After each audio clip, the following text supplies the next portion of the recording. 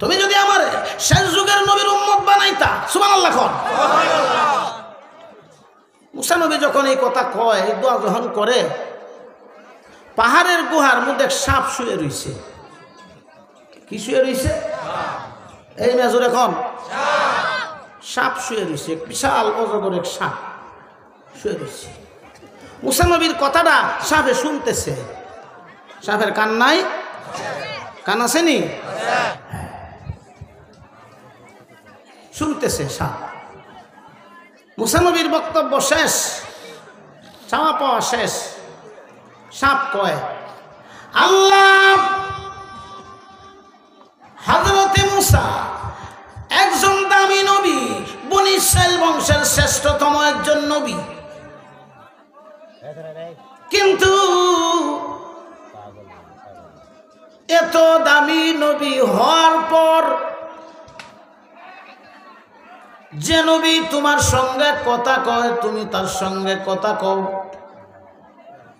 মুসা নবীর সঙ্গে আল্লাহ পাক 40 লক্ষ ভাষায় কথা কইছে। সুবহানাল্লাহ কয় না? কত লক্ষ ভাষায়? 40 লক্ষ। আরেকটা মজার কথা শুনেন, এর ভিতরে বলে দিচ্ছি, তোমার আমার নবী 35 লক্ষ ভাষা জানতেন। সুবহানাল্লাহ। নবী পাক 35 লক্ষ ভাষার পণ্ডিত ছিলেন। বুইস্তু মুআল্লিমান, আমি শিক্ষক হিসাবে প্রেরিত হয়েছি। যিনি শিক্ষক তিনি কি মূর্খ? নবীরে মূর্খ কইলে ঈমান থাকবো? আছে না কিছু? আমনেগো এলাকার নাই। আমার ময়মনসিংহের কথা বলতেছি, নান্দাইলের কথা বলতেছি আমি। আসেনি আপনাদের এলাকায়? মনে হয় নাই। আমাদের নান্দাইলের এলাকায় কিছু অটু হুজুর বের হইছে। ওয়াহাবি নাই বাংলাদেশও, ওয়াহাবি বাংলাদেশও নাই, তা মধ্যপ্রাচ্যে বাহিরে আছে। আমাদের দেশে ওয়াহাবি নাই, আমাদের দেশে আছে অটু হুজুর। কি হুজুর? হ্যাঁ, অটু হুজুর, এটা মনে রাখবেন। ওয়াহাবি কইবেন না, ওয়াহাবি নাই দেশ, অনর্থক কইবেন কে? অটু হুজুর কইবেন। এটার নাম কি? এই নামটা আমি কিছুদিন ধরে বাইরে উঠছি। আমি যখন ভারতে বাস করতাম 2014, 15, 16, 18 এই 4 বার যখন আমি আসাম প্রদেশে, আসামের মেঘালয় অথবা আসামের দরং ডিস্ট্রিক্টে যখন আমি ওয়াজ করতাম, তখন আমি এদের নাম রাখতাম। তখন সেই দেশের নাম হেতু এসে কি জানেন? দের বেটারি দিয়ে কোনো কাম হয়? এই মেয়ে কথা কর না কা। এক ওইলে লাগবো একটা, নাইলে 2টা, নাইলে 3টা, নাইলে 4টা, নাইলে 5টা, ঠিক কিনা?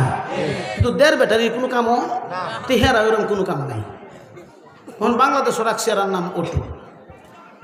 কি হুজুর? মনে থাকবে নামটা? আমি আরেকবার আইলে নামটা জিগাই মনে। আচ্ছা, আমি আমার মূল আলোচনায় ফিরে যাচ্ছি, আপনারা বলুন ইনশাআল্লাহ। সাপ শুয়ে রইছে, সাপ শুনতেছে। সাপ তখন দরখাস্ত করে, আল্লাহ, এত দামি নবী মুসা নবী, যে নবী তোমার সঙ্গে কথা কয়, তারপরেও সে আরেকজন নবীর উম্মত হতে চায়।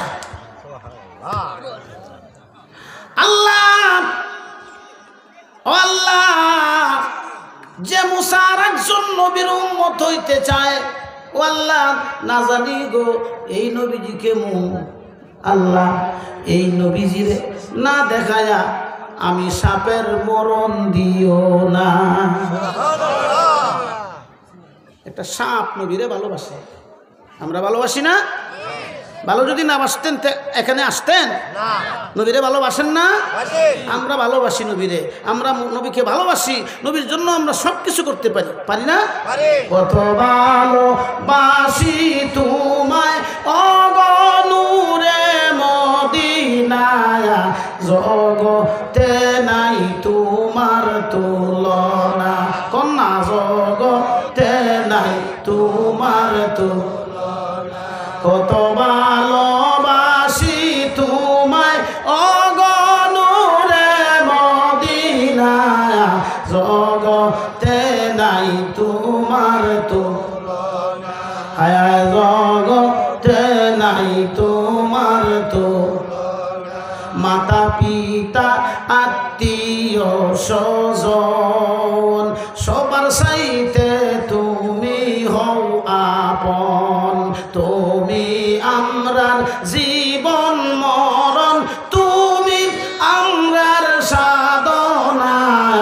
জগতে নাই তোমার তুলনা, কন্যা জগতে নাই তোমার তুলনা, কত ভালোবাসি তোমায় ও গো নূরে মদিনা, জগতে নাই তোমার তুলনা, আরে জগতে নাই তোমার তুলনা। আল্লাহ বলেন রে সব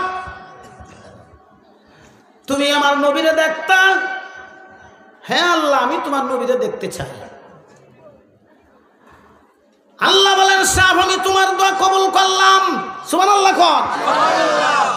আরে সাহেব তুমি যদি আমার বন্ধুরে দেখতে চাও তুমি একটা কাজ করো, বনী ইসরাইলের দেশটা তুমি ছেড়ে দাও, তুমি যাও মক্কাতে জাবালে সুরে যায় আশ্রয় নিও, জাবালে সুরের পর্বতে সুর পর্বতে যায় আশ্রয় গ্রহণ করো, একদিন আমার বন্ধুর এখানে হাজির করব। ভালো করে কন বাবাজিরা, সুবহানাল্লাহর মধ্যে লাভ হয় না লস হয়? আল্লাহর কোন বান্দা কোন বান্দি যদি একবার সুবহানাল্লাহ কয়, আসমান এবং জমিনের মাঝখানের ফাঁকা জায়গা আল্লাহ তাআলা শব্দ করে দেয়। এই একটা কথা বন্ধুরা আমার, গভীর মনোযোগ। সাপের দোয়া কবুল হয়ে গেছে, মুসা নবীর দোয়া কবুল হলো না। সাপ কি করল? বনী ইসরাইলের দেশ ছেড়ে দিলেন, সাপ ছেড়ে দিল, দিয়া মক্কায় আশ্রয় গ্রহণ করলো, ওই যে জাবালে সুরে। তাই যখন পর্যায়ক্রমে হঠাৎ করে একদিন সময় সাপেক্ষে হঠাৎ করে একদিন আবু বকরকে আল্লাহ রসুল ডাক দিলেন, আবু বকর তুমি একদিন প্রস্তুত থাকবে, এমন একটা সময় আসতেছে হঠাৎ করে কোন দিন না জানি রে আবু বকর তোরে নিয়ে আমি মদিনায় হিজরত করতে হয়, তুই প্রস্তুত থাকিস। এদিন থেকে যেদিন রসুল এই কথাটা বলেন, আবু বকর তুমি প্রস্তুত থাইকো, তুমি তৈয়ার থাইকো। কষ্ট হচ্ছে? তুমি প্রস্তুত থাকো, তৈয়ার থাকো, হয়তো একদিন তোমাকে নিয়ে মদিনায় চলে যাব। এদিন থেকে আবু বকর কি করেন জানেন? দিনের বেলায় একটু ঘুমায়, দিনের বেলায় একটু ঘুমায়, রাতের বেলায় এশার নামাজের পরে হুজুরের দরবার থেকে আইয়া দরজার মধ্যে ঠেক লাগাইয়া, সফরের গাঠটি কান্দে লইয়া দরজার মধ্যে ঠেক লাগাইয়া হযরত আবু বকর দাঁড়ায় থাকেন। বন্ধুরা আমার, আবু বকরের বিবি ডাক দিয়ে বলেন, আবু বকর দিনের বেলায় তুমি ঘুমাও, দিনের বেলায় একটু বেশি ঘুমাও, রাত্রে ঘুমাও না, দরজার উপরে দাঁড়ায় থাকো। কেন দাঁড়ায় থাকো? মনে হয় যেন কারো অপেক্ষা করছো। আবু বকর বলেন, বিবি এটা জানার দরকার নাই, তোমরা এটা জানতে চাইও না, যেদিন ঘটনাটা ঘটবে সবাই দেখবে। বুকে চাপায় রাখছেন কথাটা, মারহাবা কর। ভালোবাসলে তো এভাবেই বাসতে হয়, ঠিক কিনা? এভাবে যদি ভালোবাসতে পারো, ইয়াগফির লাকুম যুনুবাকুম, তোমাদের জীবনের সব গুনাহ মাফ করে দিব। আলোচনা অনেক লম্বা, আমি অনেক দিকে আমার আলোচনা আজকে এই আয়াতের উপরে যাবে। যতক্ষণ আল্লাহ পাক তৌফিক দেন আমার শরীর স্বাস্থ্য যদ্দূর কুলায় আমি কথা বলতে থাকবো, আপনাদের কষ্ট হবে না তো? তাহলে মনোযোগ নিয়ে বসে থাকে। তো হযরতে আবু বকর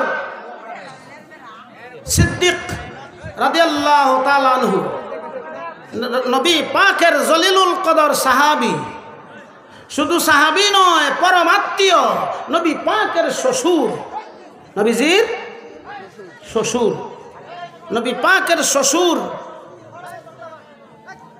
তখন হযরতে আম্মা জান আয়েশা সিদ্দিকা রাদিয়াল্লাহু তাআলা আনহার বয়স হলো আপনার 6.5 বছর।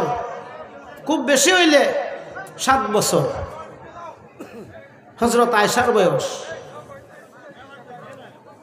6.5 থেকে 7 বছরের বয়সের সময় আম্মাজান আয়েশাকে রাসূল বিয়ে করেছেন।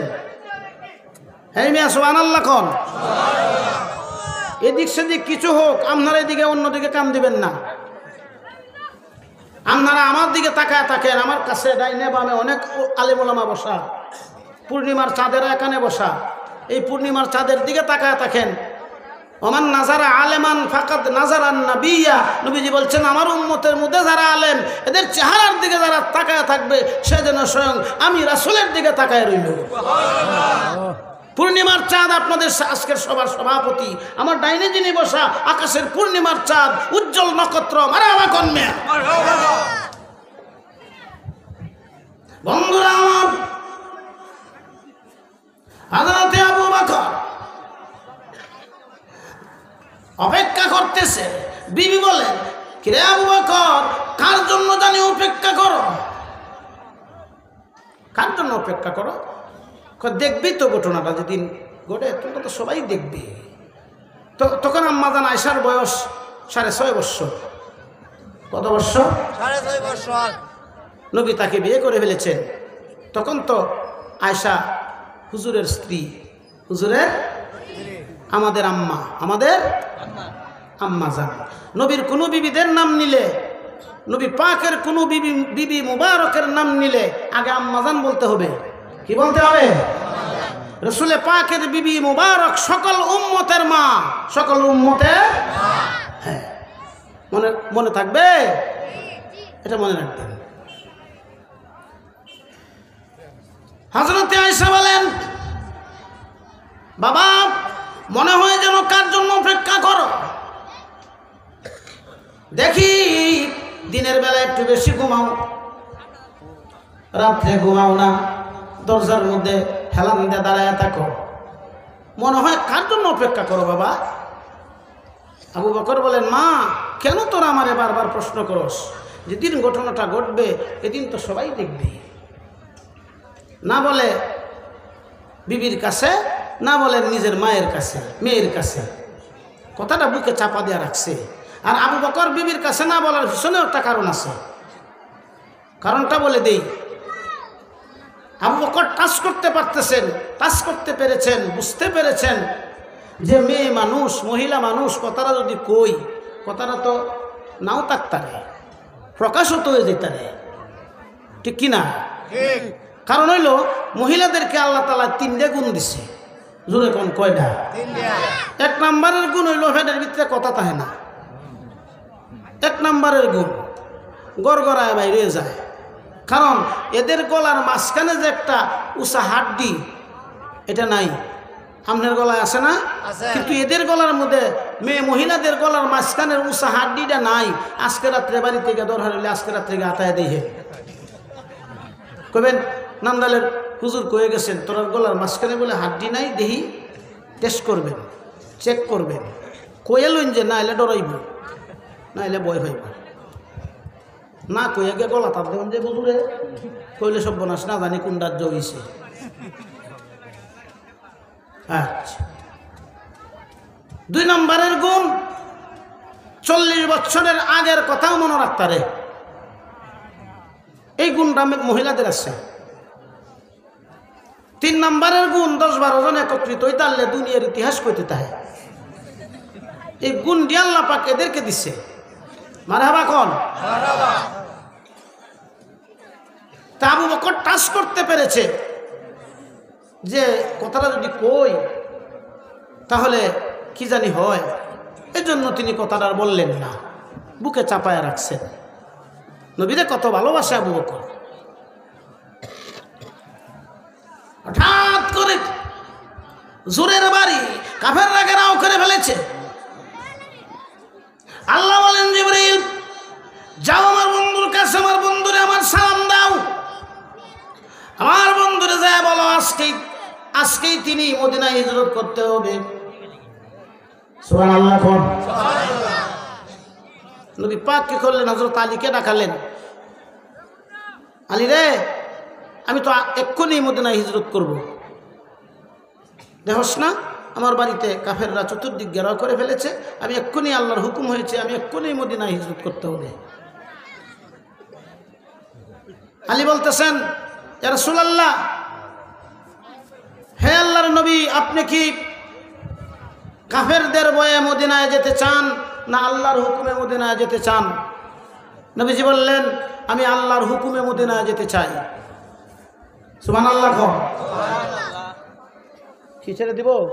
না না না পিছন দেখা না হানি হলে ডর হরে না, আরো আলে মুলা মাসে যাবো। ও আচ্ছা, কারণ এই মানুষের দাহানদানি হরে আজরাইলে, বক্তার দাহানদানি হরে সভাপতি।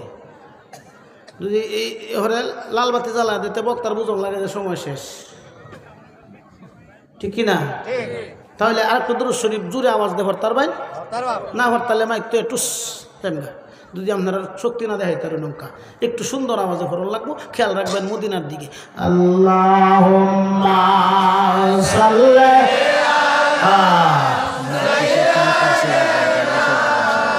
মাওলানা মুহাম্মাদ ওয়া আলা সাইয়্যিদিনা মাওলানা। দয়াল ভাইলো যারা দেখলো তারা হৃদয় নয়নে, তোমায় ভাইলো যারা দেখলো তারা হৃদয় নয়নে, অনুমানে বুঝবে কি আর লোকের বসনে, দয়াল ভাইলো যারা দেখলো তারা হৃদয় নয়নে। আমরার নবী জিন্দা নবী, আয় মুর্শিদকে করলে ভাইরবি,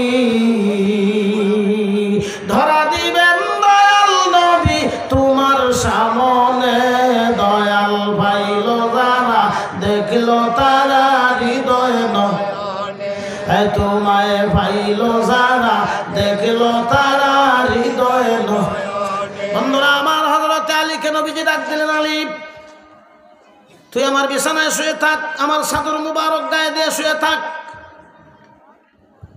হযরত আলী কান্দে। দিনের নবী বললেন, আলী কি হইছে, কেন কান্দস রে আলী, তুই কি শহীদ হয়ে যাবি এই ভয়ে কান্দস? কয় না হুজুর, আমি কান্দি মদিনার মানুষেরা গো নবী আপনার খেদমত করবে, আপনারে প্রাণ ভরে ভরে দেখবে, এটা তো আমি আলী তো পারবো না, আমার দেখার তো নসিব হবে না। আলী রে তুই শুয়ে থাক। কাফেররা চতুর্দিকে হুজুরের বাড়ি ঘেরাও করেছে, কোনো রাস্তা নাই হুজুর বের হওয়ার। হুজুর করলেনটা কি, এক মুষ্টি বালি হাতে নিলেন, সূরা ইয়াসিনের কয়েক টুকরা আয়াত তিনি তেলাওয়াত করলেন। রসুলে পাক তিলাওয়াত করে বালুর মধ্যে ফু দিলেন, ফু, এই বালুগুলি এভাবে হাত থেকে ছেড়ে দিচ্ছে, ছিনাই দিচ্ছে। ছেড়ে দিলে কাফেরদের চোখে চোখে গিয়া এমনভাবে পড়ছে, মনে হয় যেন তীরের মতো গিয়া কাফেরদের চোখে চোখে গিয়া লাগছে। আর কাফেররা চিল্লা পাল্লা করতেছে, ও মায়ারে, ও বাবারে, এরকম এরকম বলে বলে চিল্লা পাল্লা করতেছে কাফেররা, আর চোখ কেসলাইতেছে। এই সুযোগে নবী মুহাম্মদুর রাসূলুল্লাহ ঘর থেকে বের হয়ে চলে গেলেন। আল্লাহ বলেন, বন্ধু সেদিন বালু হাতের, তোমার এক মুষ্টি বালি তুমি দাও নাই, তুমি মারো নাই, আমি মারছিলাম। সুবহানাল্লাহ। বালুগুলি নিক্ষেপ করছেন সামনে, পিছে গেল কেমনে? আল্লাহ কয়, হাবিব এই দিন বালু তুমি মারছিলা না, বালু মারছিলাম আমি।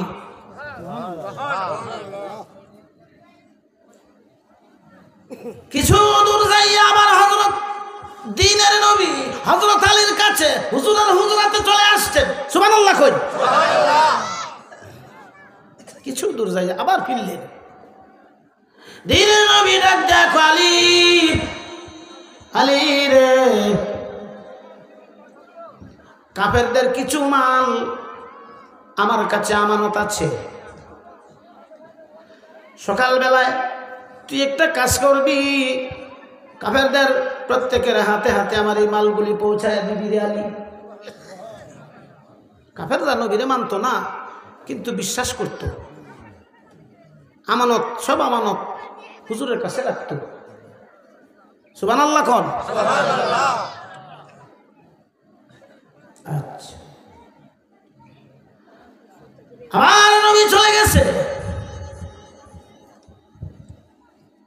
যাওয়ার পর হযরত আলী তিনি আনন্দে আত্মহারা। হযরত আলী বলতেছে, আর আমার চিন্তা নাই, দিনের নবী যেহেতু আমাকে দায়িত্ব দিয়ে গেছেন, কাফেরদের মালগুলি প্রত্যেকের হাতে হাতে পৌঁছায় দিব, আর আমার চিন্তা নাই। এখন পৃথিবীর কোনো কাফেরের সাধ্য নাই আমাকে শহীদ করার। বিশ্বাস কত, ভালোবাসে কত নবীরে। কি মনে করলেন নবীরে কি হযরত, হ্যাঁ নবী কি হযরত আলীরে কম ভালোবাসতেন? কথা বলেন না কেন? নবীজি বলছেন, আনা মাদিনাতুন আল ইলমু আলিউন বাবুহা, আমি রাসূল ইলমের শহর, আর এই শহরের দরজা আমার হযরত আলী। সুবহানাল্লাহর ওয়াজটা একটু করতে হয় আমার, না হয় আপনারা লাভ পাইতেছেন না। ব্যবসার লাভ না দিলে আবার মজা লাগে না ব্যবসা করতে। সুবহানাল্লাহি তামলাউল মিজান, যারা বেশি বেশি সুবহানাল্লাহ কয়, কিয়ামতের দিন মিজানের পাল্লা, নেকের পাল্লা ওজনে ভারী হয়ে যাবে। আচ্ছা, নেকের পাল্লা যদি ওজনে ভারী হয়, আম্মা মান সাকুলাত মাওয়াজিনুহু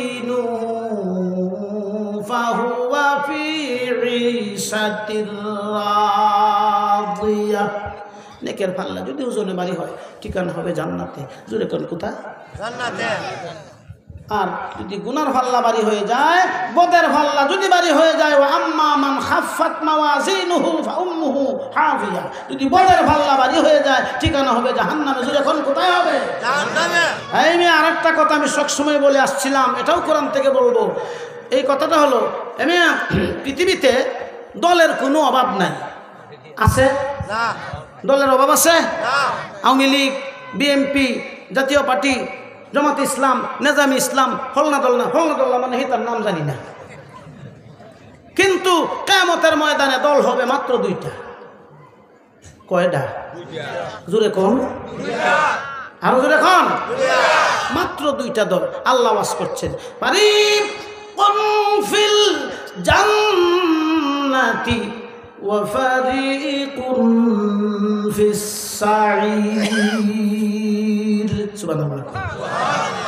একদল মানুষ হবে জান্নাতি, আর একদল হবে জাহান্নামী। আপনারা এখানে যারা আরামের বিছানা ছেড়ে দেয়া এই জান্নাতের টুকরার ভিতরে যারা বসে আছেন, আপনারা সবাই বেহেশতি। আরে তাকবীর, আরে তাকবীর, আরে রিসালাত, আরে রিসালাত। হযরত মাওলানা শামসুল হক সাহেব। বন্ধুরা আমার গভীর মনোযোগ।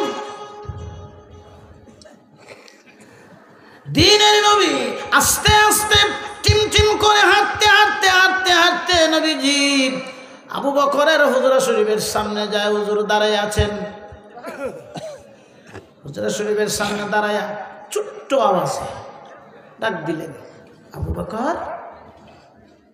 ছোট্ট আওয়াজে একটা মাত্র ডাক দিছে। একটা ডাক দেওয়ার সঙ্গে সঙ্গে আবু বকর ঘরের দরজা খুলে দেয়া কয়, লাব্বাইক ইয়া রাসূলুল্লাহ। এত সুন্দর কথাটা শুনাইলাম, সুবহানাল্লাহটা বললেন না?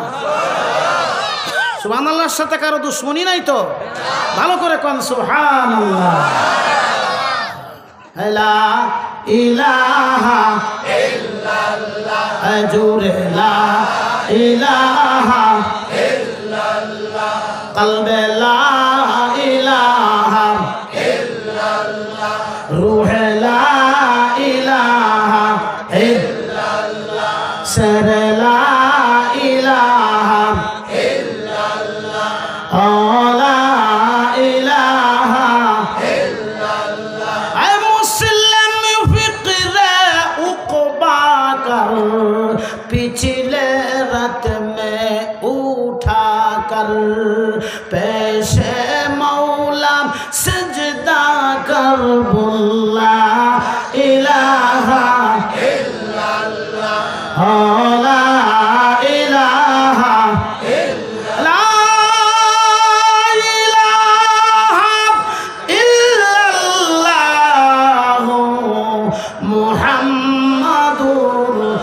রাসূলুল্লাহ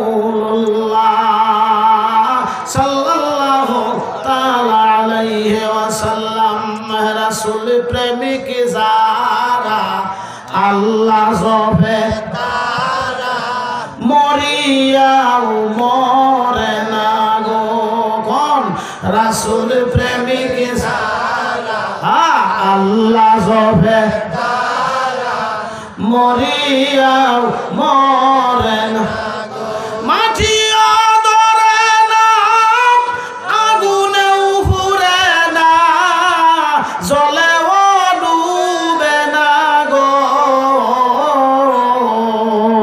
রাসূল প্রেমিক যারা আল্লাহ জবে তারা মরিয়াও মরে না। আবু বকরের ঘরের দরজার সামনে হুজুর দাঁড়িয়ে আছেন, একটা ডাক দিছেন। কয়টা? একটা ডাক দিছেন। আবু বকর ছোট্ট আওয়াজে আবু বকর দরজা খুলে দিছেন। দরজাটা খুলে দিয়ে এখন লাব্বাইকা ইয়া হাবিবাল্লাহ। নবীজি বললেন, কি রে আবু বকর, একটা ডাক দিলাম মাত্র, তুই কি ঘুমাস নাই? একটা ডাক মাত্র দিলাম, তুই দরজাটা খুলে দিলি, তুই কি ঘুমাস নাই রে আবু বকর? কয় না হুজুর, আমি ঘুমাই নাই। সুবহানাল্লাহ, আমি ঘুমাই নাই গো নবীজি। আবু বকর, তুই আমার এত ভালোবাসিস, আমিও তোরে খুব ভালোবাসি রে আবু বকর।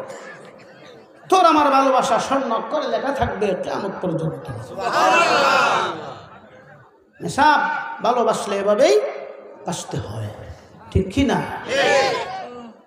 কি রে আবু বকর, তুই ঘুমাস না কিনলি? মানুষ তো ঘুমায়, তুই ঘুমাস না কিনলি? আবু বকর কয়, হুজুর আপনি বহুদিন আগে, 6 মাস আগে আপনি আমাকে বলছিলেন প্রস্তুতি থাকার জন্য। আমি ঘুমাই নাই একটা কারণে, যদি আপনি আমার ঘরের দরজার থেকে আমার ডাক দেয়া যদি শূন্য হাতে ফিরে যান। আল্লাহর নবী, আমি এই জন্য ঘুমাই নাই, আপনি আমার ঘরের দরজার সামনে এসে দাঁড়া থাকবেন, ডাকতে থাকবেন, কষ্ট হবে। হে আল্লাহর নবী, এই কারণে 6টা মাস পার হয়ে গেছে, আমি আবু বকর বিছানায় পিঠ লাগাই না। আমি আবু বকর বিছানায় ফিট লাগাই নাই গো নবী। ঠিক আছে, চলো আমরা মদিনার দিকে রওনা করি। হঠাৎ করে আবু বকর কয়, হুজুর আমরা মাত্র 2 জন, আর একজন সঙ্গী হইলে কি ভালো হয় না? আরো কয়েকজন সঙ্গী হইলে কি ভালো হয় না গো নবী? নবীজি বললেন, কে বলছে আমরা 2 জন? আমরা 3 জন। ইন্নাল্লাহা মা'ানা। হে আবু বকর, তুমি, আমি, তোমার আমার মাঝখানে আছেন আমার আল্লাহ। ইন্নাল্লাহা মা'ানা ইয হুমা ফিল গারি ওয়া ক্বালা লি সাহিবিহি লা তাহজান ইন্নাল্লাহা মা'ানা। সুবহানাল্লাহ। সময় বুঝে চলছেন নবী আবু বকর সাথে, গৃহেতে রাখিয়া গেলেন রে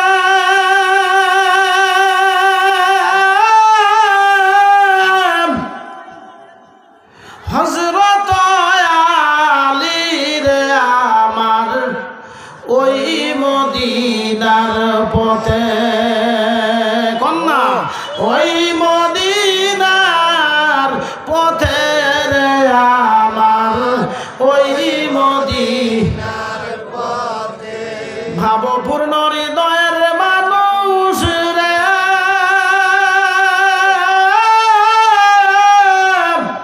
চলছে না রাতে রে আমার, ওই মদিনার পথে। কন্যা, ওই মদিনার পথে রে আমার, ওই মদিনার পথে। বন্ধুরা আমার, হযরত হজরতে আবু বকর নবীজিরে নিয়ে হাঁটতেছেন। কিছু দূরে যায়া আবু বকর কয়, ইয়া রাসূলুল্লাহ, ইয়া হাবিবাল্লাহ, নবীজি গো মেহেরবানি করে একটু দাঁড়ান। নবীজি বললেন, কি রে আবু বকর, দাঁড়াবো কেন? হযরত আবু বকর কয়, ইয়া রাসূলুল্লাহ, নবী গো আপনি মেহেরবানি করে গো নবীজি আপনি আমার কাঁধে উঠে। হে নবী, আপনি কাঁধে উঠে পড়েন আমার। কারণ আবু বকর, কারণ কি? হুজুর আমরা দুইজন মানুষ হাঁটতে যাইতাছি, সকালবেলা কাফেররা হয়তো তালাশ করবে এই পথে, এই জন্য আপনি আমার কাঁধে উঠে। সুবহানাল্লাহ। হুজুরে কান্দে লয়ে লাইছে আবু বকর, কান্দে লইয়া দুই ফায়ের বৃদ্ধ আঙ্গুলের উপরে বর্দে চলে, ফাউডি সাপ দিয়ে ফেলায় না। আবু বকর ভাবছে নবীজিরে কান্দে লইছি, ফাউডি যে মাটিত পালবাম জুড়ে সাপ দিয়া, পুরাটা ফাউ যদি মাটির সাপ দিতে দাগবা যদি বড় হয়ে যায়, কাফেররা তালাশ করবো, মনে করবো যে আবু বকর বুঝি নবীরে কান্দে লইছে। এই জন্য আবু বকর দুই ফায়ের বৃদ্ধ আঙ্গুলের উপরে বর করিয়া আবু বকর হাঁটতেছেন। একটু পরে রসুল বলতেছেন, কিরে আবু বকর, তুমি দুই ফায়ের বৃদ্ধ আঙ্গুলের উপর বর দিয়ে হাঁটতেছো কেন?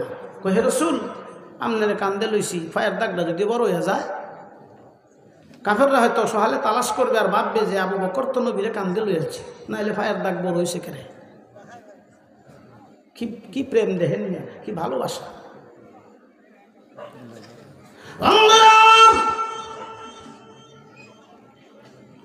আর কিছু দূর যাওয়ার পর হযরতে আবু বকর একটা প্রশ্ন করলেন, ইয়া রাসূলুল্লাহ, ও আল্লাহর বন্ধু, একটা কথা জানতে চাই গো নবীজি। বলো। আবু বকর কয়, কি গো নবীজি? মারহাবা কন্যা, কি মধুর ডাক, কি গো নবীজি?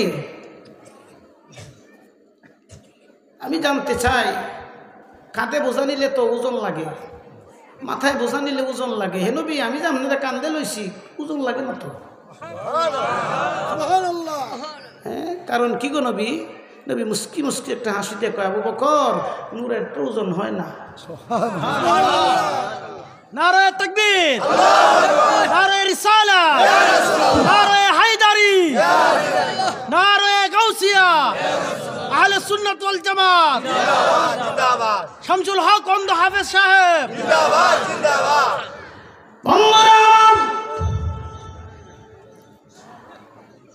এই দিনের নবী আবু বকরকে একটা পুরস্কার দিলেন।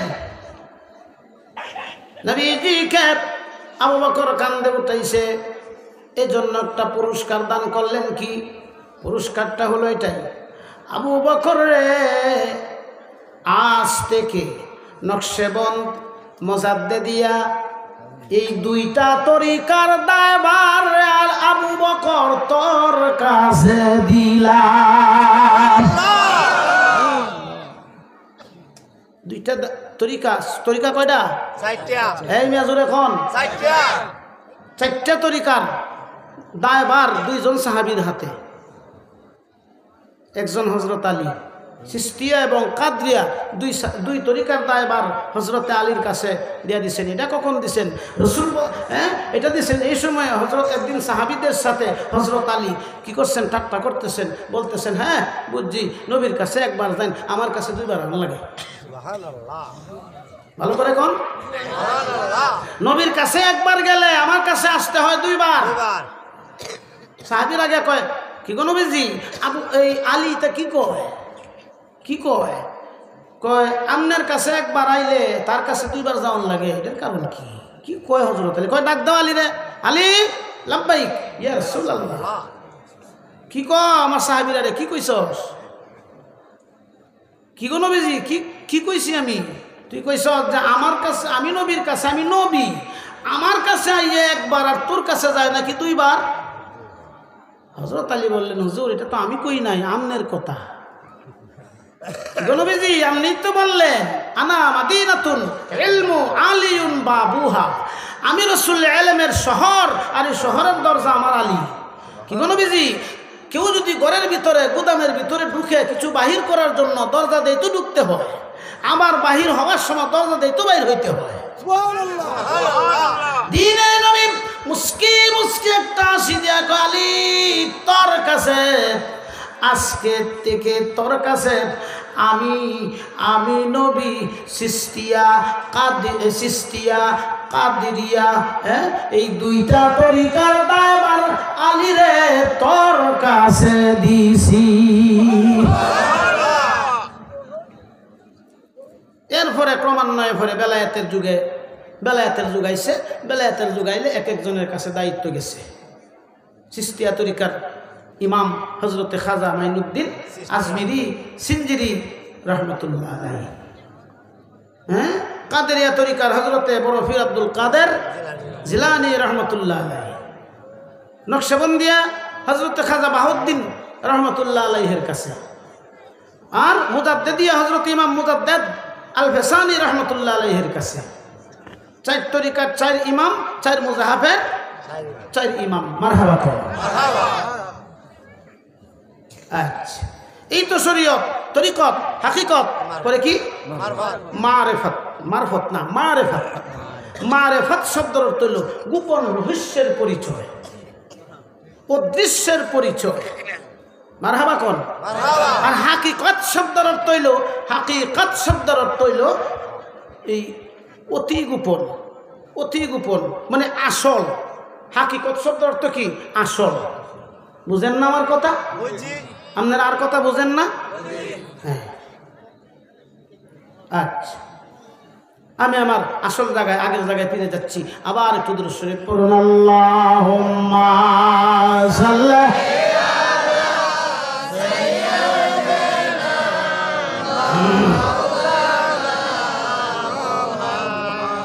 আলা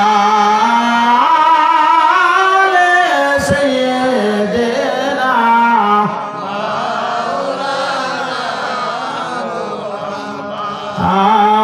আল্লাহুম্মা সাল্লি আলা সাইয়্যিদিনা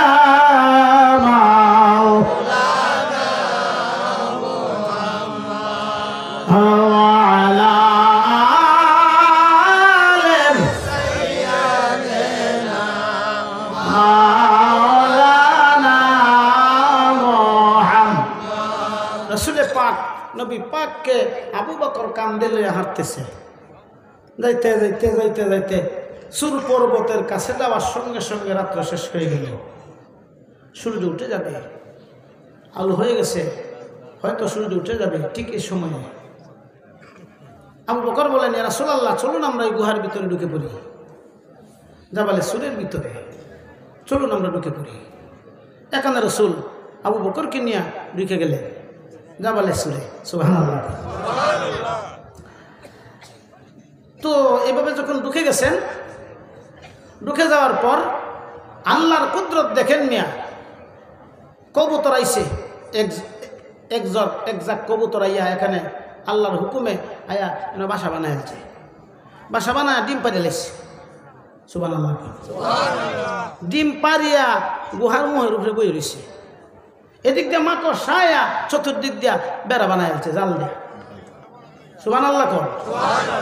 সকালবেলা আবু জেহেল্লা তার নেতা ফেতা কর্মচারী কোটল মুটল এটারে লইয়া নবীরে খুঁজে, নবীর হুজরা শরীফে গিয়া অ্যাটাক করছে, গিয়া দেখে নবী নাই, আলী শুয়ে রয়েছে। কেউ আলী, মুহাম্মদ কোথায়? হজরত আলী করলেন কি, মাসে একদম কি, মুহাম্মদ আমিন কোথায়? আমার কাছে জিগাও করে, যাও।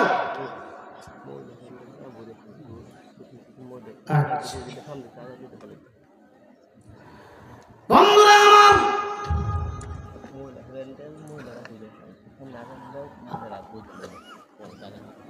হ্যাঁ, কি করলেন আপনার এই আবু জাহেল এখান থেকে তার পার্টিরে লইয়া যাও, এনো নাই মোহাম্মদ, যাও আমরা অন্যদিকে তালাশ করি।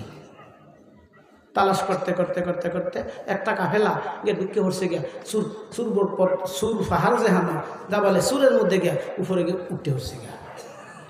এই দলটার মধ্যে এই পার্টিটার মধ্যে আমাদের আবু জেহেলও আছে। আবু জেহেল্লা নাম কি? আবু জেহেল করে সুন্দর হইব, আবু জেহেল্লা কইব নাম কি? আবু জেহেলের ভাইয়ের নাম জানুন? বেশি জামাই সামনে একটু আগার ভিতরে। আচ্ছা রাখেন, এটা প্রসেস করে কোন লাগবে, দপ্পরে কোন দিত না, দপ্পরে কোন দিত না। আবু জেহেলের মান নাম কি করছে? আবু জেহেলের বাপের নাম কি জানেন? শুনেন নাই? করে জীবনে শুনেন নাই? আবু জেহেলের বাপের নাম হইছে হিসাম। মনে থাকবে? হিসাম। আবু জাহেলের মায়ের নাম হইছে কতবানু। মায়ের নাম কি? মন থাকবো আর একদিন। আমি এর ভিতর আটটা কথা বলে দিই। যে আমার একজন বন্ধুবর বহুদিন ধরিয়া প্রায় 20 বছর তো হবেই, তার সাথে আমার পরিচয়, গভীর সম্পর্ক। আপনারা কপালটা তো কত ভালো, এমন একটা মহাপুরুষ আপনাদের এলাকায় আছেন। আমার বন্ধুদেরকে আমি প্রশংসা করছি না, যাহা সত্য তাহা বলছি। আমার বন্ধুবর দেখে আমি তার গুণগানটা করতেছি না, তার যেটা সত্য এটাই বলছি আমি। সাচ্চা গুড় বাতেসা অন্ধহারে তিতা লাগে, এই মেয়ে কথা কন না কেন? বাতেসা অন্ধহারে কি তিতা, আলুতে কি বাতেসা যেমন অন্ধহারে মিঠা লাগে, আমার কথাটা ঠিক এমনই সত্য। এমন একটা মানুষ, সোনার মানুষ পেয়েছেন, আপনারা তারা ধরে রাখতে চেষ্টা করবেন। তিনি আগে থাকতেন নিকলি দরগাবাড়ি মসজিদে, এরপরে বৈরব, বিভিন্ন জায়গায় উনি থাকেন আছেন।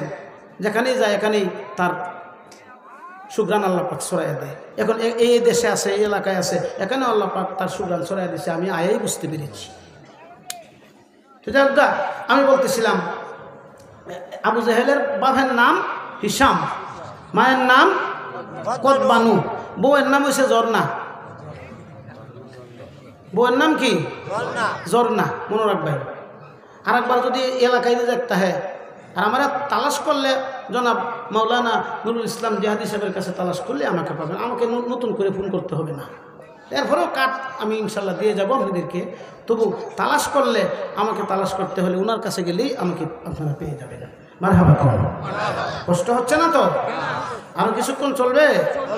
মানে আমার মাধ্যমে আরো কিছু চলবে? আমি আয়াতের কাছে যাই নাই এখনো। যে আয়াত তেলাওয়াত করছিলাম সূরা আল ইমরানের 2য় রুকু থেকে, যে আয়াত তেলাওয়াত করছিলাম এখানে যাই নাই। এটা কথা ঘটনা মনে হচ্ছে, তাই তুলে দিলাম এখানে। হ্যাঁ, আচ্ছা যাক। তো ভাইয়েরা আমার, এই আবু জেহেলও এই কাফেলার মধ্যে গিয়ে হাজির। এদিকে আবু জেহেল কয়, একটা কাজ করো, এই গুহার ভিতরে ঢুকো, যাও গিয়া দেখো এই নবুদ মোহাম্মদ আবু বকর লয়ে গেছে। একটারে পাঠাইছে।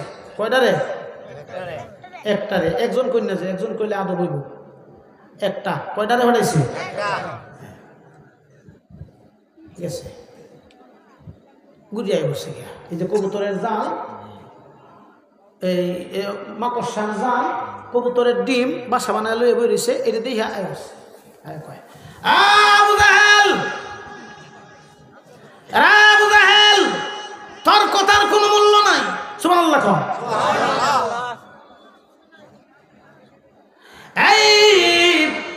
এই গুহার ভিতরে যদি কিছুক্ষণ আগে যদি মোহাম্মদ আবু বকরকে নিয়ে ঢুকতো, তাহলে কবুতর বাসা ভেঙ্গে ডিম বাসা ভেঙ্গে উড়ে চলে যাইতো, মাকড়সার জাল ছিঁড়ে যাইতো। যুক্তিটাও তো ঠিক আছে, ঠিক আছে না? চলো অন্যদিকে যাই। এই গুহায় নাই, গুহা নিরাপদ হয়ে গেল। জোরে কর সুবহানাল্লাহ। গুহাটা কি নিরাপদ হয়ে গেছে। হ্যাঁ, এখন রাসূল বলতেছেন, আবু বকর আমি একটু বিশ্রাম করতে চাই। আবু বকর করলেনটা কি? হুজুরের মাথা মুবারকের সামনে আবু বকরের ডাইন উরু বের করে দিলেন। আবু বকরের ডাইন উরা হুজুরের বালিশ। সুবহানাল্লাহ। কপাল কত বালা।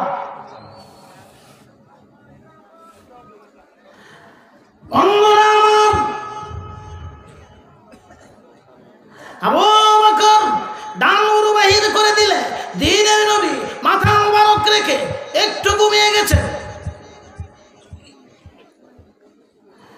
এই সময় আল্লাহ বলতেছেন, কিরে সাপ, মনে আছে সাপের কথাটা? হ্যাঁ,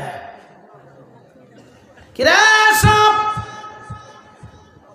তুই আসস কোথায়?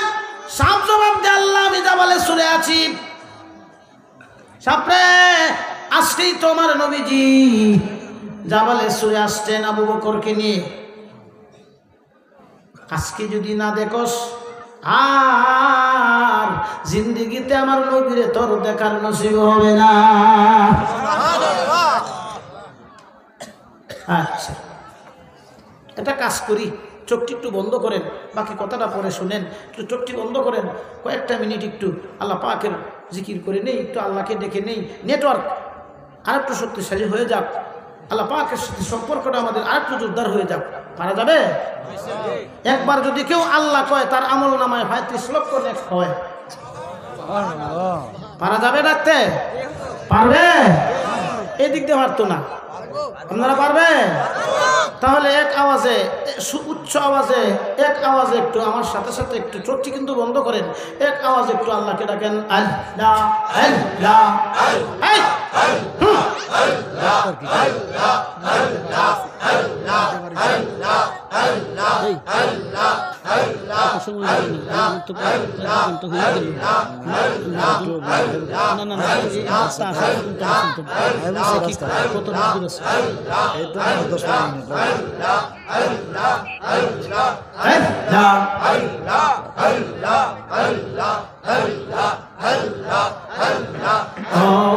মাহবুব মাওলা রে আমি কি নাম লইয়া ডাকব রে তোমার।